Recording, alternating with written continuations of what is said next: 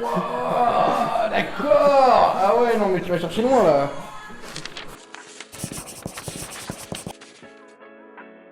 Salut, je m'appelle Valentin, j'ai 22 ans et je suis étudiant en management politique. Salut, je suis Benjamin, j'ai 22 ans, j'étudie en école de politique. Les hommes vont moins souvent voir le psy.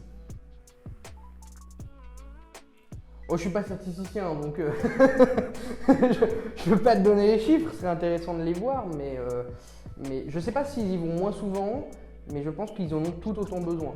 Je pense qu'ils y vont moins souvent, mais que justement, parce qu'ils y vont moins souvent, ils règlent moins de problèmes, et que donc, ils auraient tout intérêt à y aller plus souvent.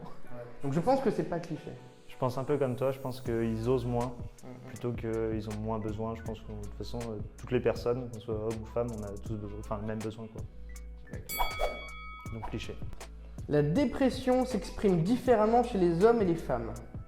Bah, peut-être du fait de nos éducations, je pense. Ouais.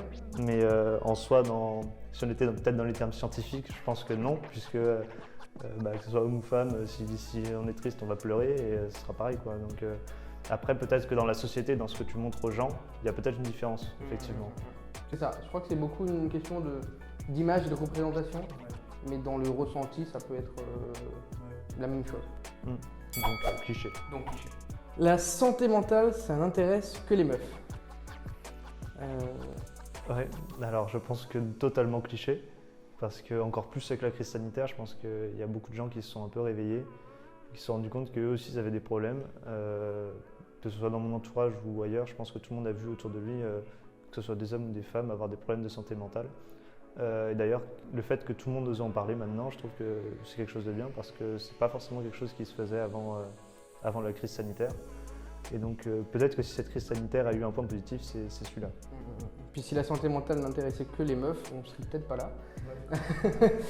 Donc non, ça intéresse tout le monde. Peut-être que la parole est plus libérée en effet chez la gente féminine, mais chez les hommes c'est un vrai sujet aussi. On en parle souvent entre nous, mais on a peut-être du mal à en parler publiquement. Et donc c'est pour ça qu'on essaye d'ouvrir la parole et non, cliché, la santé mentale ça n'intéresse pas que les meufs. Quand t'es un mec, c'est plus difficile d'exprimer tes émotions, entre parenthèses pleurer. Réaction? Je dirais oui parce que j'ai été habitué à pas forcément exprimer mes émotions, notamment pleurer. Et en même temps, je sais que ça me fait beaucoup de bien et j'aime pleurer, j'aime exprimer ce genre d'émotions parce que ça me libère quand je suis seul. J'aime bien aller au cinéma et voir les films tristes quand je suis seul, pas en groupe. Donc je dirais pas qu'un mec a plus de mal à exprimer ses émotions, je dirais juste qu'il le fait dans des contextes où c'est moins visible. On a été formé comme ça. C'est une règle sociale, c'est comme s'il faut tousser dans son coude. Voilà, pas manger la bouche pleine, et c'est comme si on m'avait appris, faut pas pleurer en public, faut pas exprimer ses émotions. Je dirais que oui, c'est plus difficile, mais dans les faits, en tout cas,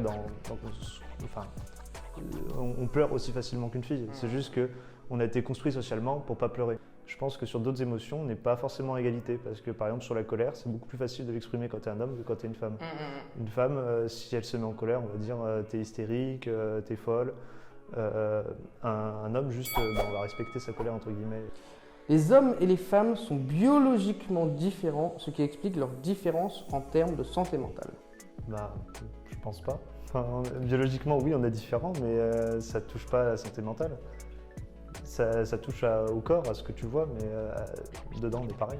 Même si on est différents, dans tous les cas, le problème reste globalement le même.